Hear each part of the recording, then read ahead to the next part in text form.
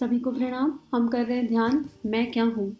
आइए आंखें बंद करें, उस परम पिता परमेश्वर के प्रकाश का आवाहन करें और उनसे प्रार्थना करें कि हमारे भीतर की दिव्यता का जागरण हो, हमारा अंतःकरण पवित्र हो और हम अपने भीतर की इस यात्रा को गुरु के सानिध्य में सहजता से कर सके। हमारे भीतर एक दिव्य प्रकाश जागृत हो और गुरु का ये प्रकाश अनंत चेतनाओं को प्रकाशित करे। इसी भावना के साथ एक गायत्री मंत्र। ॐ भूर्भुवः स्वाहा तत्सवितुर्वरेण्यं भर्गो देवस्य धीमहि धियो यो नः प्रचोदयात्। पिछले ध्यान में गुरुदेव ने हमें बताया कि हमें तोता रंटन वाली विद्या को फॉलो नहीं करना, हमें रिलीजियस प्रैक्टिसेस को स्पिरिचुअल प्रैक्टिसेस नहीं मानना और बुद्धि का विकास केवल भोग के क्रम में हो रहा है, चाहे हम किसी भी श्रेणी में हो। हमें भोग से बाहर आना होगा और हमें अपने भीतर की दिव्यता को जानना होगा। हम कोई भी धार्मिक कार्य कर लें, लेकिन वो धार्मिक कार्य अगर हमारी आत्मा का प्रकाश नहीं जगा रहा है, अगर हमें हमारी आत्मा के निकट नहीं ला रहा है, तो वो पूर्ण नहीं है। आगे गुरुदेव इसमें लिख रहे हैं फिर कि अब ये तो प्रॉब्लम हो गई, समस्या गुरुदेव ने बता दी कि वो सब पर्याप्त नहीं है, तो समाधान कहाँ है। तो अब गुरुदेव समाधान पे बात कर रहे हैं कि आत्मा के पास जाने का रास्ता जो हम लोगों ने अभी तक ढूंढ रखा है, उस रास्ते में कुछ गड़बड़ है ना, तो रास्ता बदलना पड़ेगा। अब वो रास्ता क्या है? वो रास्ता है चित्त, अंतःकरण, मन, बुद्धि आदि। इनके माध्यम से हम आत्मा के साथ पास पहुंच सकते हैं, ये वो साधन है। अब इनकी कैसे डेफिनेशन निकालें, एक एक की डेफिनेशन निकालनी है तो हम इसे गुरु की भाषा में ही पढ़ते हैं, क्योंकि अगर हम अपनी शॉर्ट डेफिनेशन लगाएंगे तो वो पूरी नहीं पड़ेगी। और गुरुदेव हमें ज्ञान के गहनतम अनुभूति और अनुभव के गहनतम स्तर पर ले जाना चाहते हैं। अब गुरुदेव कह रहे हैं आगे, आत्मदर्शन की साधना इन्हीं के द्वारा हो सकती है। शरीर में सर्वत्र आत्मा व्याप्त है, कोई विशेष स्थान के लिए नियुक्त नहीं जिस पर किसी साधन विशेष का उपयोग किया जाए।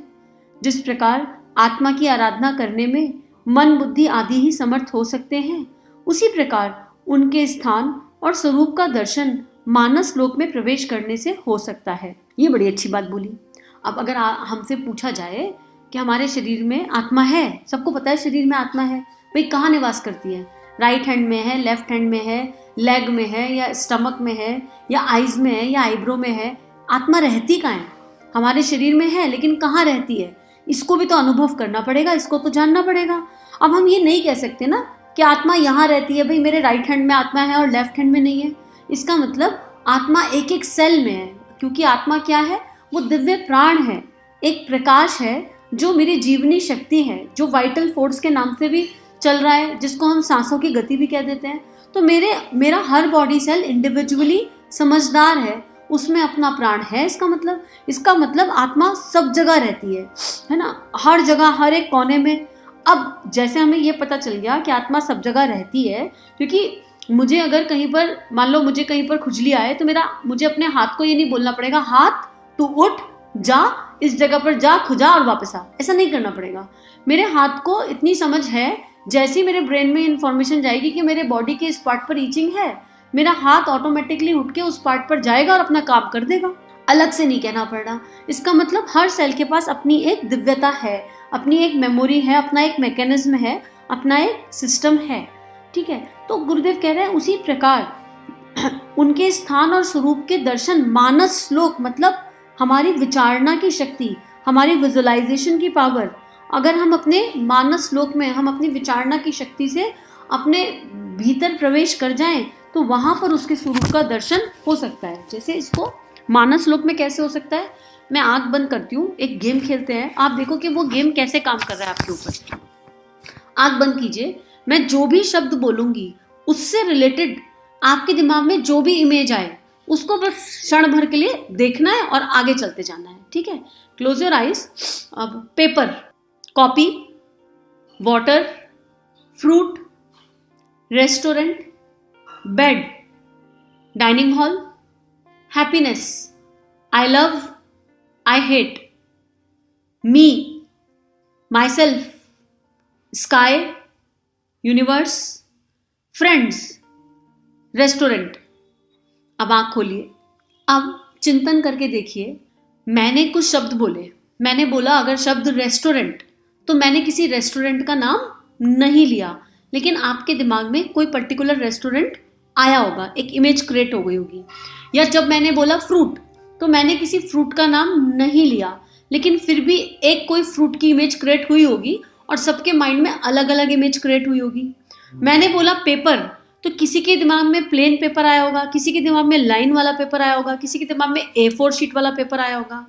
यानी हर शब्द जो भी बोला जा रहा है वो ब्रेन में एक इमेज क्रिएट कर रहा है। इसका मतलब हमारा जो मानस लोक है वो इमेजेस पर काम कर रहा है, और जो चित्त पर धारणा है उसके हिसाब से इमेज बन रही है।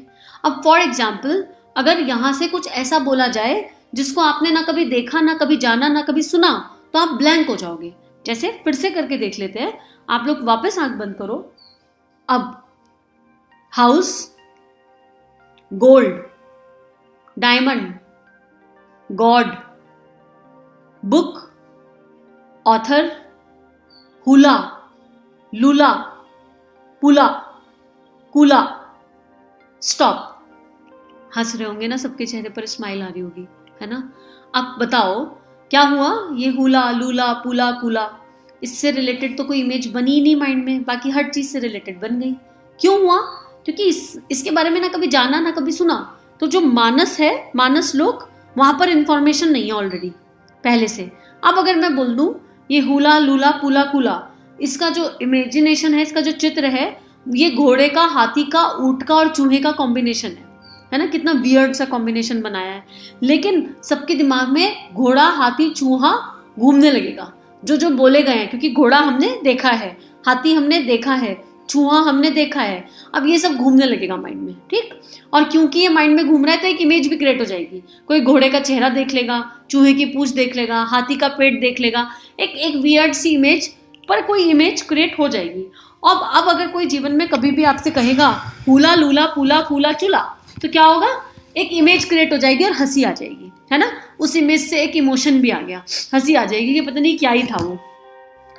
तो इससे ये सिद्ध हो रहा है, इससे ये पता चल रहा है कि मानस लोक में प्रवेश करके हम उस आत्म स्वरूप के दर्शन कर सकते हैं, बशर्ते हमें बता दिया जाए कि वो इमेज क्या है, कैसे दर्शन करना है। यहीं पर हमें क्या काम आता है, धारणा, ध्यान, प्राणायाम, समाधि, ये सब स्टेप्स हैं और ये यही काम आते हैं। तो अब गुरुदेव कह रहे हैं कि मानसिक लोक भी स्थूल लोक की तरह ही है, पहले हमें ये मानना पड़ेगा, है ना। क्योंकि अभी हमने देख लिया ना, जो भी इंफॉर्मेशन हमारे ब्रेन में है उससे रिलेटेड इमेज बन रही है। इसीलिए जब हम ध्यान करते हैं, उपासना करते हैं, साधना करते हैं, तो हमें आंखें बंद करनी होती है। क्यों? ये आईज एक तरह का कैमरा है। बाहर की आंखें जब हम कैमरे को बंद करते हैं तो हम भीतर की आंख खोलने की संभावना खुलने की ज्यादा होती है और जल्दी होती है। क्यों? मान लो मैं आंख खोल के करूं तो मेरे सामने अगर एक दीवार है जो नीले रंग की है, तो मैं अपने आप को ये इन्फॉर्मेशन दूं या ना दूं, ये इन्फॉर्मेशन मेरे ब्रेन में जाएगी कि ये एक वॉल है और इसका रंग नीला है, बाय डिफॉल्ट जाएगी। मेरे सामने जो भी चीज है वो मुझे दिखेगी, तो मेरी, क्योंकि इतने सारे थॉट्स क्रिएट हो जाते हैं माइंड में, कुछ तो रजिस्टर ही नहीं होते, कुछ पता ही नहीं चलते, पर होते रहते हैं। ये आईज जिस भी चीज को देखती है उसको कैप्चर कर लेती है, उसकी एक इमेज अंदर क्रिएट हो जाती है और वो इन्फॉर्मेशन है, और उस इन्फॉर्मेशन की आवश्यकता नहीं है। तो जब हम बाहर की आंखों को, स्थूल आंखों को बंद करते हैं तो हमारा ये कैमरा शट डाउन हो जाता है, और जब बाहर का कैमरा शट डाउन होता है तो अभ्यास के साथ भीतर का कैमरा खुल जाता है। अब गुरुदेव हमें आगे क्या समझा रहे हैं? गुरुदेव कह रहे हैं उसमें बाहरी दुनिया की ही अधिकांश छाया है। मानसिक लोक में भी वही है, बाहरी दुनिया की अधिकांश छाया। अभी आपसे बोला जाए आप सबसे ज्यादा प्यार किससे करते हो, तो नाम के साथ एक छवि बन जाएगी। आप सबसे ज्यादा गुस्सा किससे करते हो, नाम के साथ एक छवि बन जाएगी, लेकिन वो इंसान आसपास प्रेजेंट नहीं है। आप सबसे ज्यादा कौन से रेस्टोरेंट का खाना पसंद करते हो, एक छवि बन गई, जबकि वो रेस्टोरेंट आसपास नहीं है। इसका मतलब कोई एक लोक है जिसके बोलते के साथ ही वो छवि क्रिएट हो रही है। इसका मतलब there is something in mind, और बहुत सारी इंफॉर्मेशन है। सबसे सुंदर घूमने की प्लेस, बीच कहाँ पर देखा आज तक का सबसे फेवरेट बीच, तो जिन लोगों ने बीच देखा उनके दिमाग में एक बीच आ गया। इसका मतलब उसमें इसी बाहरी दुनिया की छाया है।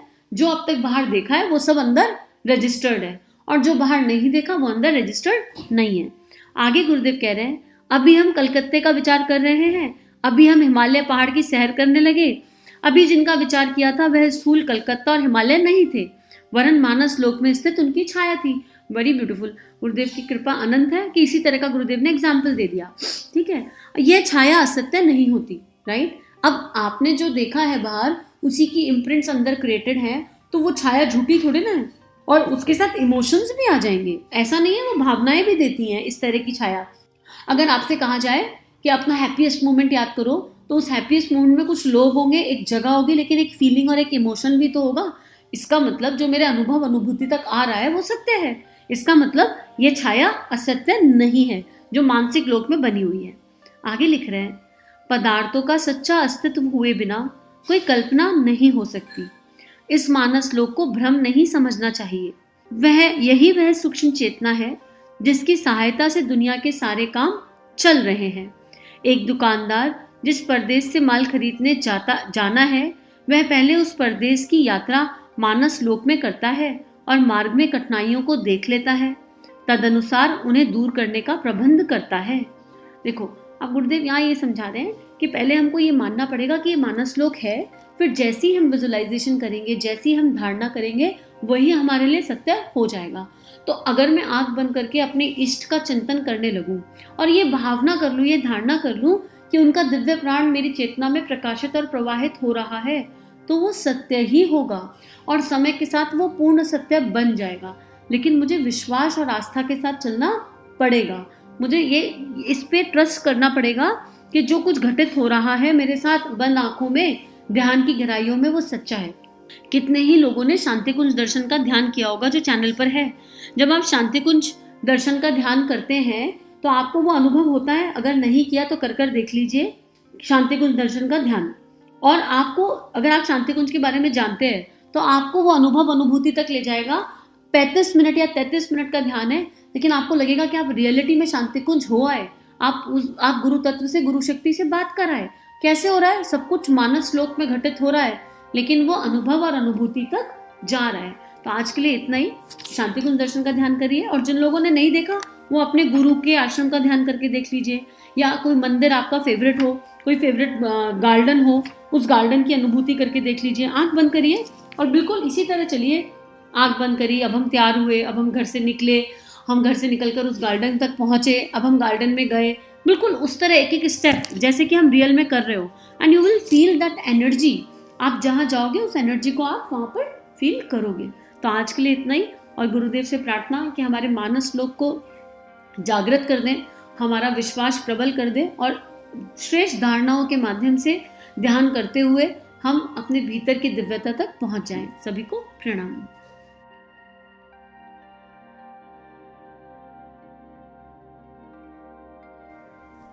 हमारे YouTube चैनल को सब्सक्राइब कीजिए और बेल आइकन पर क्लिक कीजिए ताकि आने वाली सभी वीडियो की नोटिफिकेशन आपको मिलती रहे। आप सभी को बहुत बहुत थैंक यू।